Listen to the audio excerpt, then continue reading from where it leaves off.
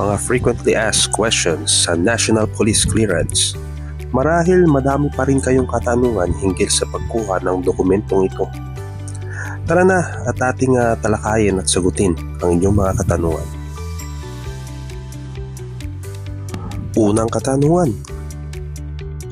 Kailangan ba talaga na online ang pagkuha ng National Police Clearance? Ang sagot ay kailangan talaga na mag-online po muna kayo para makapag-register at maproseso ang clearance.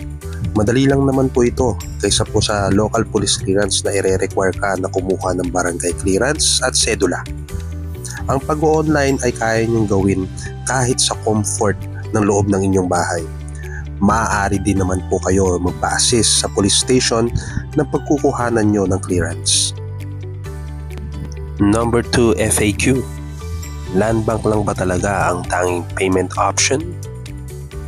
Ang sagot ay hindi, sapagkat may iba pa pong partner merchant si Land Bank gaya ng GCash, Cebuana, 7-Eleven at marami pang iba. Number 3, FAQ. Bakit hindi ma-edit ang name at birthday sa edit profile menu? May iba pa bang paraan para mabago to? Pwedeng mabago o ma-edit ang name at birthday nyo. Subalit ang may kakayahan lang para baguhin ito ay ang nagpa-process ng clearance. I-present lamang ang valid ID para ma-edit ito. Ang kaya lamang natin i-edit sa profile natin ay ang address, civil status, mobile phone number at iba pa. Number 4, FAQ. Bakit hindi gumagana ang password reset ng NPC o National Police Clearance? Sa ngayon ay hindi pa malinaw bakit hindi ito gumagana. Dati naman noong 2020 ay gumagana naman ito. Ang mainam pa din na gawin para hindi makalimutan ang password ay dapat gumawa kayo ng note nito, either sa papel or cellphone note application nyo. Number 5, FAQ. Pwede ko pa ba ilipat ang aking appointment sa ibang substation o presinto kahit nakabayad na ako? Pwede naman, maglogin lang kayo sa NPC website at pindutin ang transaction tab. Then, sa transaction page, hanapin ang inyong appointment at mag-swipe pa kanan. Doon ay may makikita kayo na yellow tab para baguhin ang presinto kung saan nyo gustong magpa-appointment. Number 6, FAQ. Kailangan ko ba kumpletuhin ang lahat ng detalye sa edit profile? Hindi naman kailangan kumpletuhin. Kung mapapansin nyo ay may mga details na may pulang asterisk. Ibig sabihin ay kailangan nyo sagutan ito, gaya ng civil status, sex, nationality, contact address at iba pa. Number 7, FAQ. Bakit pending pa din ang lumalabas sa aking payment after ko magbayad sa 7-Eleven? Ganon talaga kapag 7-Eleven. Kadalasan kahit nagbayad ka na hindi agad papasok ang payment. Magbigay lamang ng pasensya. Kadalasan ay 15 to 30 minutes bago pumasok ang inyong payment. Number 8, FAQ. Ano ang pinakamabilis na payment option kung ayaw ko ng 7-Eleven? Ang mabilis po ay ang Land Bank or GCash. Kapag nabayaran niyo po gamit ang aking nabanggit na payment options, agad lalabas na paid o bayad na kayo sa inyong transaction. Number 9, FAQ. Magkano ba ang police clearance?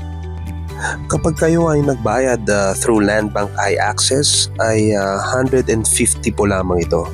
Pero kung sa GCash, 7-Eleven or any other partner merchants ni Land Bank ay may additional itong 30 pesos. So ang total nito ay 180 pesos.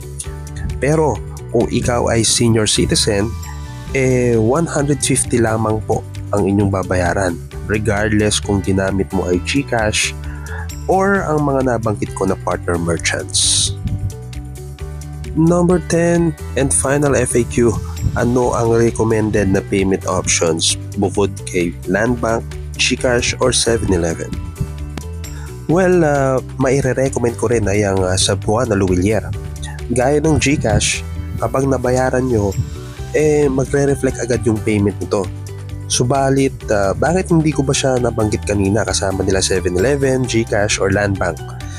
Kasi hindi naman lahat ng Cebuana outlet ay nagki-cater ng police clearance service. And to add dun sa main question, hindi ko na may recommend yung mga ibang payment options sapagkat yung iba ay naaabot ng araw or weeks bago lumabas yung payment. So hindi nyo naman gusto yon, kailangan pa-process agad yung clearance nyo.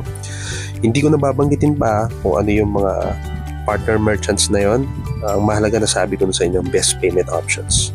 Doon na lang kayo mamili. So there you have it. Mga frequently asked questions so far sa ating National Police Clearance. Salamat sa pakikinig at sana naging malinaw ang aking pagkakasagot sa mga tanong regarding sa police clearance. Kung may gusto kayong itanong or i-content ko pa, maaari lamang na i-comment nyo sa comment section below. By the way, may mga link sa description below regarding sa mga FAQ na ating napag-usapan. Kindly check it out. At huwag nyo rin sanang kalimutan i-like at mag-subscribe sa aking channel kung gusto nyo pa ng mga ganitong klase ng content. Paalam muna.